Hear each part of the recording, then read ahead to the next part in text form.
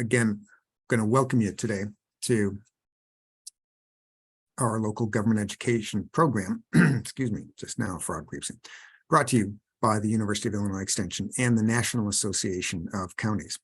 My name is Mike Delaney, and I'm an Extension Community and Economic Development Educator. I'm based in Ogle County up here in the northwestern state line region. And today's webinar, as you all know, will address federal legislative updates for 2023.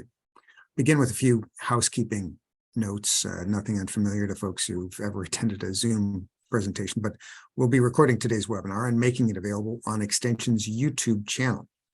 After the conclusion of today's presentation, registered participants will receive an email with slides and a link to the recording of the webinar. If you didn't register in advance for the webinar and would like to receive the materials, just drop your email into the chat box and let us know, and we'll make sure you get on the distribution list for those materials. As always, you're welcome at any time to share your questions in the Zoom chat space. Just click on the chat icon at the lower center of the Zoom screen. And we'll be reviewing the questions in a Q&A period following the presentations. Now, we're happy to welcome today to our long webinar series, Paige Malario from the National Association of Counties. I'm on a meeting. Let's be quiet. Thank you very much for that. I always like to have new recruits, but again, Paige Malario from the National Association of Counties is joining us today. Paige is NACo's Associate Legislative Director for Finance, Pensions, and Intergovernmental Affairs. In this role, she serves as the liaison to NACo's Finance, Pensions, and Intergovernmental Affairs Policy Steering Committee and works with county officials across the nation to set organizational priorities and policies for all matters pertaining to the financial resources of counties.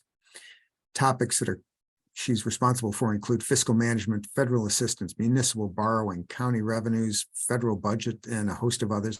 And I'm sure she'll touch on a number of those as she goes through her materials today. So without further ado, Paige, our virtual podium is yours.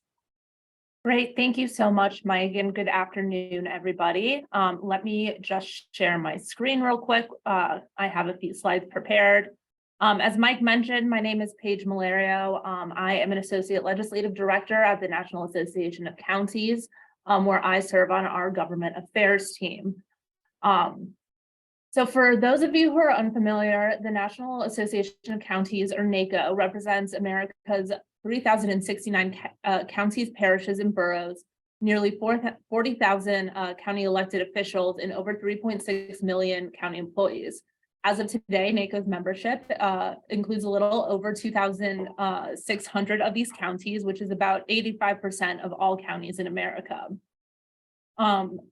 NACo is part of the Big Seven here in Washington, D.C., which is a group of nonpartisan, nonprofit organizations that represent state and local government officials and advance their interests on a national scale. Our organization's focus is advocacy, and our mission is to strengthen America's counties. But we're not just another special interest group here in Washington, D.C. As representatives of counties, NACo is part of the Intergovernmental Partnership, and so we are in a unique position to influence policy with our seat at the table. So what do counties care about on the national level? In December, our board of directors met and adopted the following 11 policy priorities for 2023. I'll go through these really quickly, and I will touch on a few of them later, but basically, we are really prioritizing restoring the balance of federalism and optimizing the intergovernmental partnership. I'll mention this a few times during my presentation, but right now there really seems to be a disconnect between the federal government and state and local governments. And we truly believe that is all based on a general lack of understanding at the federal level of really what county governance is and what a county government does. We'll also seize legislative opportunities to improve the implementation of the American Rescue Plan Act fiscal recovery funds, successfully implement county-related provisions in the Bipartisan Infrastructure Law, Inflation Reduction Act, and the CHIPS and Science Act. All of the American Rescue Plan, BIL, Inflation Reduction Act, and CHIPS and Science Act all included historic investments in our communities and in counties. And counties and county governments are key players in implementing these laws. None of them would be successfully implemented without counties. We'll also promote health equity by reforming the Medicaid inmate exclusion policy, passage of mental health, substance abuse treatment legislation, and consideration of other criminal justice reforms. The 2023 Farm Bill reauthorization, the current Farm Bill reauthorization, last reauthorized in 2018, expires this year. All 12 titles of the Farm Bill are crucial to counties and include everything from rural development to nutrition assistance. So that is one of our big priorities this year. We'll also boost advanced broadband deployment and accessibility while preserving local decision-making. Support full funding for the payments in lieu of taxes program and secure rural schools program. The fiscal year 2023 omnibus, which I'll be talking about later on, included full funding for PILT. And so we'll continue to work with Congress to ensure that they continue this important investment in counties. We'll also promote county priorities and local decision-making and future environmental protection agencies, rulemakings, and other federal rulemakings. I'll also touch on this later, but in late December, the EPA came out with their final rule for the waters of the United States, or WOTUS, which will have an impact on counties' ability to undertake water infrastructure projects in federal permitting. We'll also work to maintain election integrity and strengthen election worker safety. Many people do not know, but administration of elections is a key county function. Counties typically run elections on the ground. Many of you probably watched the returns on election nights and have seen the maps where the counties light up when the returns come in. That is because counties literally are in charge of poll workers, polling places, sending ballots, the whole gambit of what makes an election successful. We'll also enhance community resilience through regional and local disaster preparedness and promote workforce and housing opportunities and supportive services for county residents to support economic recovery. So as I mentioned, there really is a disconnect between the federal government and state and local government based on the federal government's lack of understanding of really what county governments do. So part of our work at NACo is telling the county story. And telling the county story is very important in advancing our priorities, especially when it came to the American Rescue Plan and recovery from the COVID-19 pandemic, and also responding to the COVID-19 pandemic. Counties were on the front lines of the pandemic through county emergency services, county public health agencies, and really the dollars we saw through the American Rescue Plan and the investments in our communities truly came from telling the county story. The American Rescue Plan included $350 billion in flexible aid for every county in America. It was for states, local governments, territories, and tribes. Of that, $65.1 billion went to every single county in America. And they were able to use these funds to respond to the public health impacts of the pandemic and also respond to the negative economic impacts. This included projects from broadband deployment, water infrastructure, housing, and many more. And so really, by telling the county story and getting the federal government to understand how counties were on the front lines and impacted was helpful in being able to pass that aid. So that $65.1 billion in state and local coronavirus fiscal relief funds was truly transformative. And we have recently come out with our ARPA impact report, and it's an analysis of how counties are addressing national issues with local investments, specifically using ARPA recovery funds. The QR link in the corner will take you to that report. But NACo has been tracking how counties have been investing these funds. We've partnered with Brookings and the National League of Cities and have a database that shows all of the investments that counties are making, and it breaks them down into spending category, whether they're public health, a negative economic impact. And so we're continuing to work with counties to make sure that they're implementing these funds within the guidelines of the law and the final rule. The final rule provided from the United States Treasury provided counties with guidelines and even further flexibility to use up to $10 million of their recovery funds for any government service, except for providing funding pension plans. So this was truly transformative and really gave counties more flexibility and control of how they are investing their dollars on the ground. The fiscal year 2023 omnibus bill included the state, local, tribal, territorial fiscal recovery, infrastructure, and disaster relief act that was led in the Senate by Senators John Cornyn of Texas and Alex Padilla of California. That bill provided counties with even more flexibility to invest the greater of $10 million or 30% of their recovery funds in eligible transportation infrastructure, community development block grants, and natural disaster relief programs. And so we'll continue to work with Treasury to help them shape that guidance that they're expected to come out with in late February as a follow-up to this bill that just passed. NACo had been pushing very hard for passage of this bill along with our other state and local partners since it was initially introduced in the Senate and passed by unanimous consent in the Senate in October 2021. But ultimately, it passed as part of the omnibus at the very end of last year. Treasury also had an administrative funding issue where they essentially ran out of money to run their Office of Recovery programs, which provided counties with technical assistance. There were administrative funds, unobligated administrative funds available to them, but it required legislation to unlock those funds.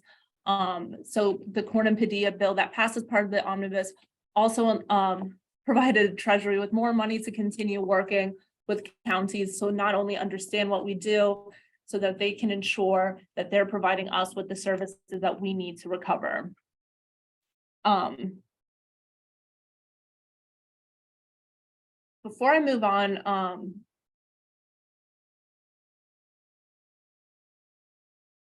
sorry, there's someone outside of my office. Moving on to the bipartisan infrastructure law. Congress passed a bipartisan infrastructure law in 2021, and we are continuing to work with counties in the federal government to invest these funds. It also included a 5-year reauthorization of surface transportation programs, and NACo has come out with a funding matrix that provides a breakdown of federal infrastructure funding available to counties from the bipartisan infrastructure law. This includes programs from the Department of Transportation, programs at the Department of Energy, and programs at the Department of Agriculture. In the 117th Congress, they also passed the Inflation Reduction Act. The Inflation Reduction Act, and we have an analysis available online through the QR code. The Inflation Reduction Act included $67.4 billion in new grants, with almost $40 billion for 18 new grant programs, according to the federal funds information for states. Section 13801 of the Inflation Reduction Act allows counties now to receive direct payments instead of a tax credit. So the Inflation Reduction Act authorized several clean energy tax credits that, since state and local governments typically do not have a liability, a federal tax liability, they're not eligible to claim these tax credits, which are usually available to industry. Instead, now counties can ask can apply to receive direct pay for these tax credits. So instead of the tax credit, counties would receive payment from the federal government that to subsidize clean energy projects that would essentially be representative of industry receiving a tax credit. So now counties can act as kind of cooperatives with utilities groups to undertake clean energy projects in communities and really drive our clean energy priorities. The American Rescue Plan also, moving back to the American Rescue Plan, also authorized the Local Assistance and Tribal Consistency Fund, which is a $1.5 billion in new federal funding for eligible counties, eligible revenue sharing counties, which include counties that typically receive the payment in lieu of taxes. So they have federal entitlement lands that cannot be taxable. So through the payment in lieu of taxes program, they receive reimbursements from the government. So these counties are now eligible to receive a portion of $1.5 billion over a 2-year period. $750 billion was allocated in fiscal year 2022, and $750 will be allocated in fiscal year 2023. Counties can treat these funds as general revenue and can be used for any typical government activity except for lobbying services. So this is incredibly flexible. And I will also note that while these funds are predominantly go to PILT counties, not all counties that are eligible are PILT counties. There are counties that are not eligible for PILT, but are eligible for a revenue sharing program under the Fish and Wildlife Service that I'm blanking on at the moment. So it's PILT counties plus some. So we encourage all counties to check to make sure that they are available, because the deadline to apply for these funds is January 31st, 2023. If counties do not apply to receive these funds by that date, they will not be eligible to receive them, and the leftover funds will be redistributed among the recipients. And then lastly, before moving on to kind of an outlook of the 118th Congress, the FCC released their national broadband availability maps in November, which displays all locations served and unserved by broadband infrastructure in the country. Ultimately, these maps will define state-level funding allocations made under the bipartisan infrastructure laws, $42.45 billion broadband equity, access, and deployment, or the BEAD program. The BEAD program is super critical for counties as a way to access funding for planning, deployment, and adoption of broadband programs. The NTIA, the National Telecommunications and Information Administration, also requires states to conduct local coordination in order to receive these funds. And so NACo encourages all counties to contact their state broadband offices to begin this coordination, so we can be sure that they receive their fair share of BEAD funding. So counties are highly encouraged to submit any network bulk changes to these broadband availability maps by tomorrow, January 13th. Any changes, the changes that are submitted by tomorrow will be able to be incorporated into states' BEAD allocations, but any other changes after tomorrow will not impact BEAD funding. So moving on to kind of an outlook of the 118th Congress. Democrats, as I'm sure many of you know, and I will preface this by saying these slides are a little outdated. Democrats retain control over the Senate. It is in the 117th Congress, it was an even 50-50 split, with Vice President Kamala Harris, a Democrat, serving as the tiebreaker vote. So therefore, Democrats have the majority. They did expand their majority by 1 vote. So now it is a 51-50 split or 51-49 split. And then Republicans gained control of the House. This number is a little outdated. They actually have 220 seats, but that's only about 10 vote majority over Democrats, so their majority is pretty slim. So that being said, with a divided Congress this year, bipartisan compromise will be as important as ever in order to be able to achieve our county priorities. As I mentioned, counties do administer elections, and the 2020 midterm elections had a pretty high turnout. 47% of registered voters participated. This is a slight decrease from 2018, the 2018 midterms, which was the highest midterm turnout in history or in over a century. But there are now 80 former county elected officials in Congress, 67 in the House and 13 in the Senate. All 13 in the Senate were not reelected this year or were not up for reelection this year, but there are 12 new former county elected officials that will be serving in the House. We are very excited about this because we're hoping that they'll be able to take their institutional knowledge of county governance and translate it into their work on the Hill.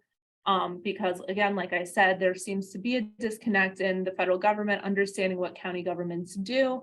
And so we're hoping that we will be able to leverage their institutional knowledge. As I'm sure you all have seen, Rep. Kevin McCarthy was elected the Speaker of the House last week after 15 rounds of voting. Majority Leader Steve Scalise will be the majority leader. Tom Emmer will be the majority whip, and Elise Stefanik will continue to serve as the GOP conference chair. House Democratic leadership happened before the new year last year in November, where Hakeem Jeffries will replace Nancy Pelosi as the party leader. He will serve as the minority leader. Catherine Clark will serve as the minority whip, and Pete Aguilar will serve as the Democratic caucus chair. Catherine Clark replacing Steny Hoyer, and Pete Aguilar they're all new this year after the old guard stepped down.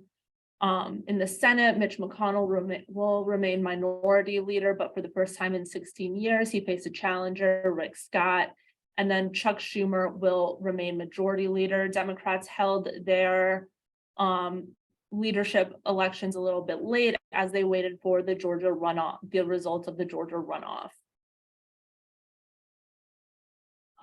In addition to House leadership changes, we're also facing changes in committee leadership in the House with the majority flip. Kay Granger will replace Rosa DeLauro as chairman of the House Appropriations Committee. Kay Granger served as the ranking member last year, and Rosa DeLauro served as the chair, so both will remain as their top party leader on the committee. At the end of the 117th Congress, Kevin Brady, who served as the top Republican of the Ways and Means Committee, retired, and now Rep. Jason Smith of Missouri will replace him. He was in a three-way race with Representatives Vern Buchanan of Florida and Adrian Smith of Nebraska for this position, but Jason Smith ultimately beat them both out. He was the former House Budget Committee or ranking member, so the top Republican on the House Budget Committee. James Comer, who was the ranking member on House Oversight, will now serve as chairman. And Jamie Raskin of Maryland will now serve as the ranking member, replacing Carolyn Maloney as she lost her primary earlier last year. In the Senate, there are a lot of Senate committee leadership position changes. Patty Murray was nominated to replace retiring Senator Patrick Leahy as chairman of the Appropriations Committee and Senate President Pro Temp. As I'm sure many of you have seen, she was selected to serve as the Senate President Pro Temp and is the first woman to do so. Fun fact. Susan Collins is also expected to replace retiring Senator Richard Shelby of Alabama, who served as the top Republican on the Senate Appropriations Committee for several years. Senator Bernie Sanders is expected to replace Senator Patty Murray, who she served as chair of the Health, Education, Labor, and Pensions Committee for several years. And Bill Cassidy is expected to replace Richard Burr as the ranking member of the Health Committee. And then should Senator Sanders serve as the chair of the Health Committee, Senator Sheldon Whitehouse would step in as chair of the Budget Committee. Oops. So I'll also mention that this year was the first year that NACo launched our Federal Fellowship Initiative. Through the Federal Fellowship Initiative, NACo convened a group of congressional and agency and White House staff and took them down. Their first trip was down to Miami-Dade County and to teach them about the roles and responsibilities of counties across the government. They were able to interact with county government officials and take tours of several county run facilities, such as the Port of Miami, the Miami International Airport, a mental health service center, an emergency service center, and more. We look forward to continuing the Federal Fellowship Initiative in the 118th Congress with a trip early this spring to Maricopa County. And so again, we look forward to continuing fostering these relationships. And so this slide kind of gives an idea of the timeline of this Congress. So again, it's a little outdated, especially as you'll see with the swearing in of the 118th Congress that happened last week. We expect President Biden to give his State of the Union address later this month, and then he will submit his budget request to Congress on February 6th, which will officially begin the fiscal year 2024 appropriations process. So just as the fiscal year 2023 appropriations process ended a couple of weeks ago, when Congress finally enacted an omnibus bill, we are getting ready to start the next cycle in February. So the president will come out with his budget request, which will provide a top line discretionary spending request, as well as requests for mandatory funding, which will then go to, then Congress will look at that. Typically, Congress passes a budget resolution, which sets a top line spending amount that the House Appropriations Committee will meet through their 12 spending bills. But in recent years, Congress has not.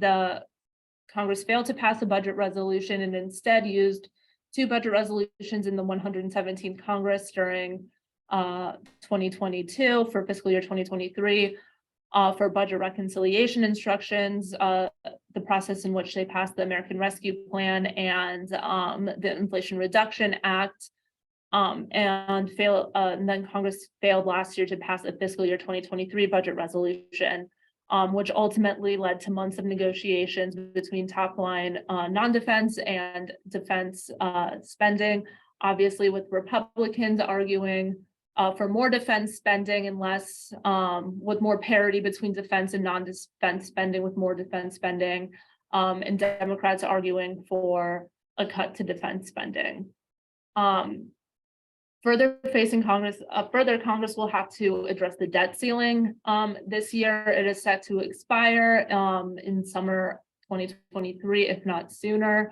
At the end of, I believe, in December 2021, Congress acted to raise the debt ceiling, but we expect that to expire in this summer. And then, of course, the beginning of fiscal year 2024 will begin on October 1st. So over the next 2 years, we expect Congress to over the next 2 years, it will be very interesting to see what Congress will be able to get done. Again, with Democrats controlling the Senate and Republicans holding the House, they'll really have to work in a bipartisan fashion in order to get anything done. Which as in recent years has been seemingly harder to do. The current, as I mentioned earlier, the current farm bill expires on September 30th of this year. All 12 titles of which are important to counties.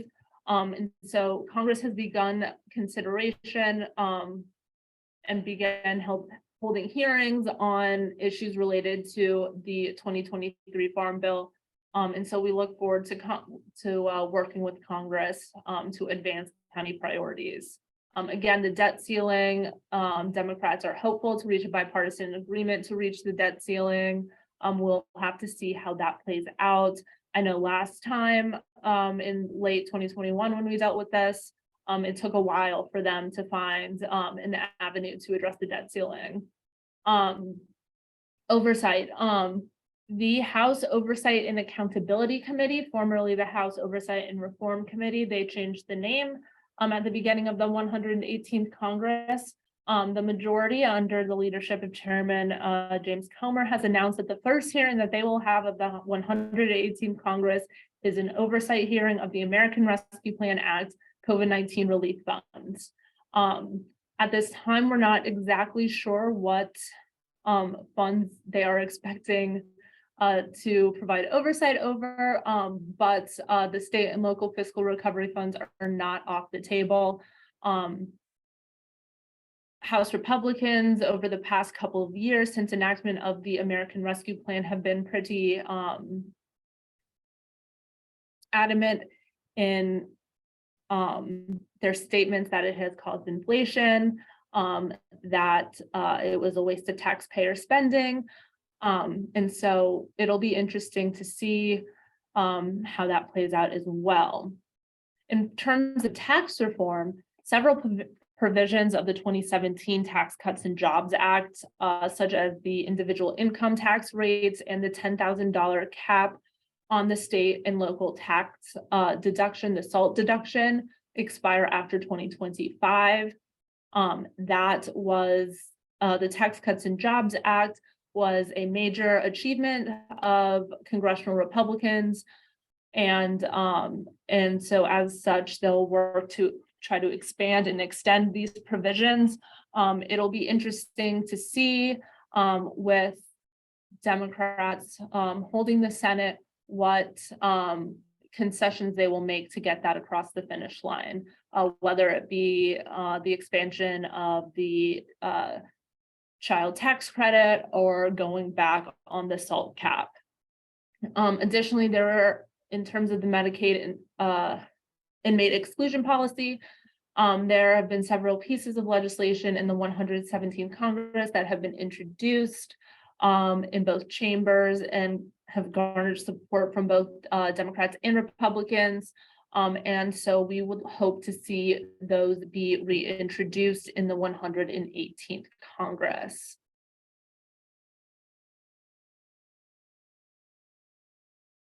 And then in February, in about a month from now, NACo will be having our 2023 legislative conference here in Washington, D.C., where several county elected officials and county appointed officials will come to D.C. to hear from our federal partners in Congress and in the administration. This conference is very important to the work we do in advancing county priorities, in that it gives our federal partners an opportunity to hear from counties and gives counties an opportunity to hear from our federal partners.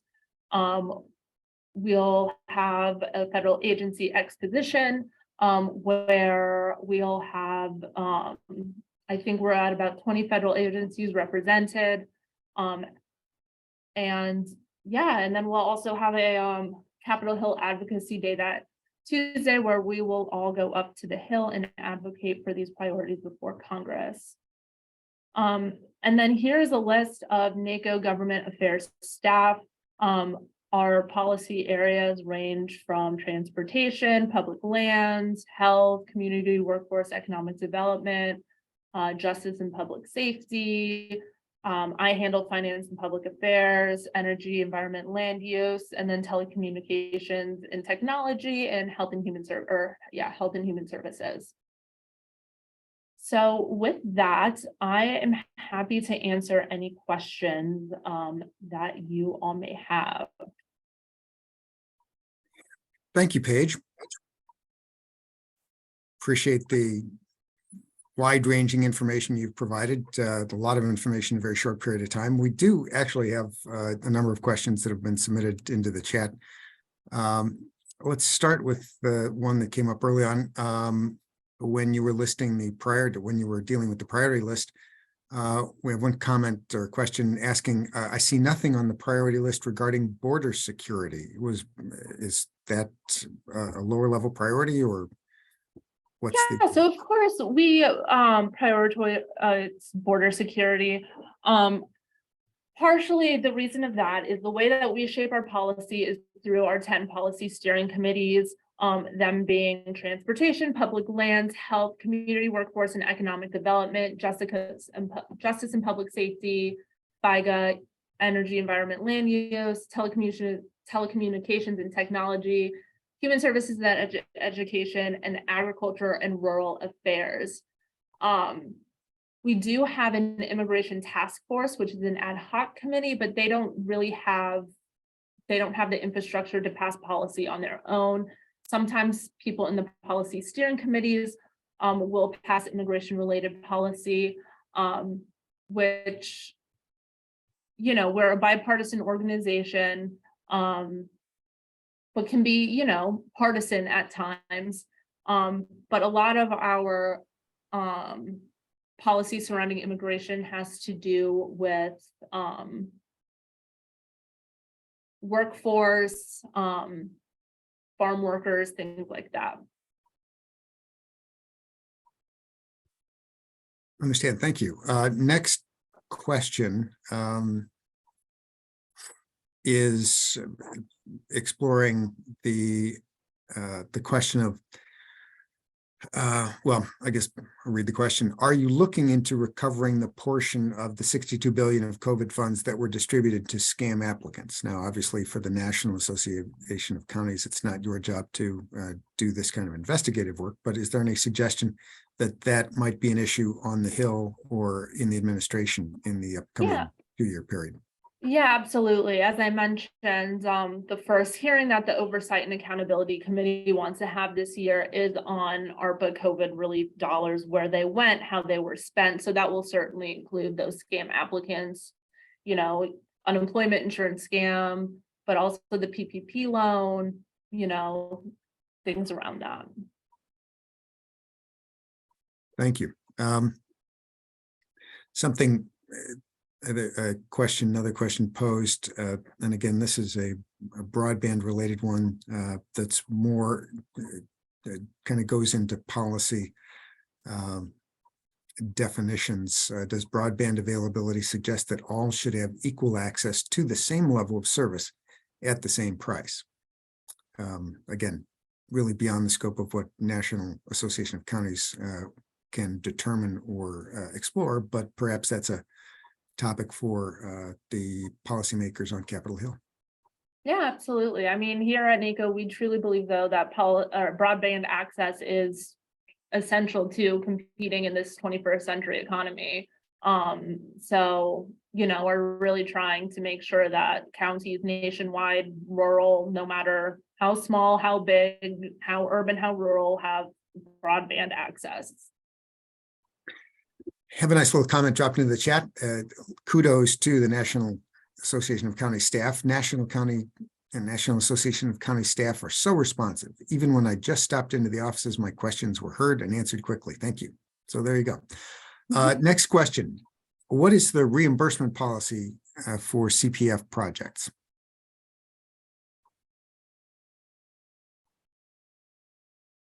I am not sure what that exactly refers to, the CPF. Jesus, you want to jump in and explain that question?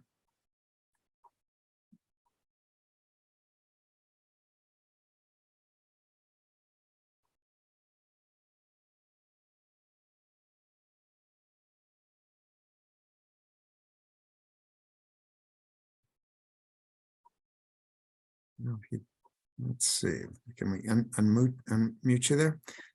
Would you like to, Jesus, would you like to take a crack at? Oh, yes, no, just a high level question. When we submit applications to our senators, what is the, and if a project gets awarded, what is the typical, and obviously in our congressmen as well, what is the typical reimbursement policy when a project is awarded?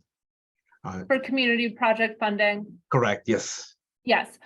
So it just truly depends on the agency and when they will be able to distribute those funds. I would recommend reaching out to one of your senators, whoever the request went through, and they should be able to help you navigate that. Okay, yeah, I think I have a scheduled meeting in 2 weeks, so just wanted to see if there's any more information. Thank you. Great, and congratulations on having your project funded. Thank you. Another question, has the Treasury released final guidance surrounding IRA direct payment for renewable energy projects? If not, are you aware of a proposed release date? They have not, and we are unclear about a proposed release date. I think there's a lot of confusion going on, and since this is a relatively new concept, I know back in 2009, the Department of Energy had a similar program where they, or the Department of Treasury had a similar program where they paid direct payment instead of a tax credit, but it wasn't to a state and local government that didn't have, a federal tax liability. So there are a lot of unknowns. The IRS did come out with a request for comments regarding the direct pay option and several other facets around the clean energy tax credits and grant programs within the Inflation Reduction Act. NACo, as well as our partners at the National League of Cities and the Government Finance Officers Association, GFOA, submitted joint comments where we encouraged the IRS to make these, this direct payment option relatively easy to access, as well as relatively flexible. So hopefully we don't have an anticipated release date, but we are working with IRS to ensure that county priorities are met here as well. Terrific, thanks. Brittany's got a question. Who would I get in touch with to learn more about initiatives aimed at addressing healthcare disparities in underserved communities? I would recommend getting in touch with your county.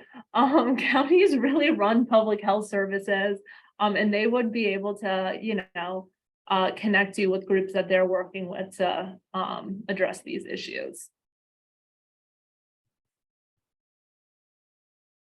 Got a follow-up on the border security question. A large number of illegal immigrants are being transported from the border and distributed throughout the rest of our country. Has NACo considered potential impacts of this federal policy? Again, that might spring the bounds of what NACo actually does, but go ahead and add your thought to that. Yeah, I mean, obviously this has, in terms of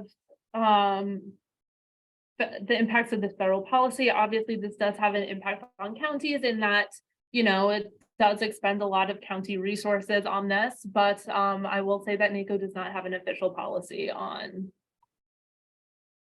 this. Okay. We still have some time for It questions. could be, if our members do decide that they want to have a policy around it, then they could be, but it will be up to them to vote on it, etc.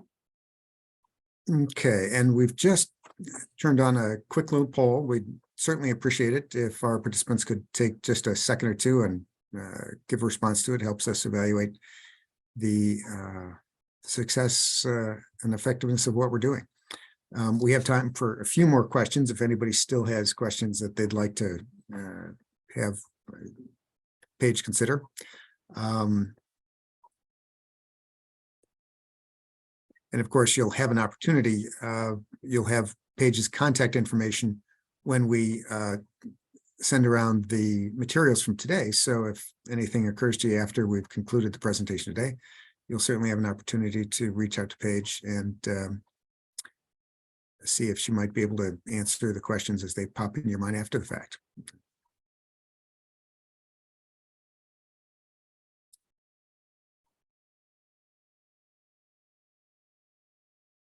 Okay, in terms of best sharing the Zoom, I'm not, I will assume that the reference to sharing the Zoom means sharing the presentation. And again, the presentation will be available. The video recording will be made available on our YouTube channel, and the slide deck will also be available. But each registered participant will receive links to both that YouTube and the slide deck from us, again, within the next day or so. So, in the absence of any further questions, Paige, I think we will say thank you so much for a very interesting presentation and making yourself available. And thank you to National Association of Counties for supporting this information effort again this year. We really appreciate it. And I think we had at least 117 or so participants live. And our experience is that at least that number will be looking at the presentation afterwards as a recording. So it's a wide audience and it's great information. So thank you for your time and your efforts. Great, and thank you so much for having me. In conclusion, I'd also like to invite all of our attendees today to visit our website to register future presentations in particular at go.illinois.edu/LGE.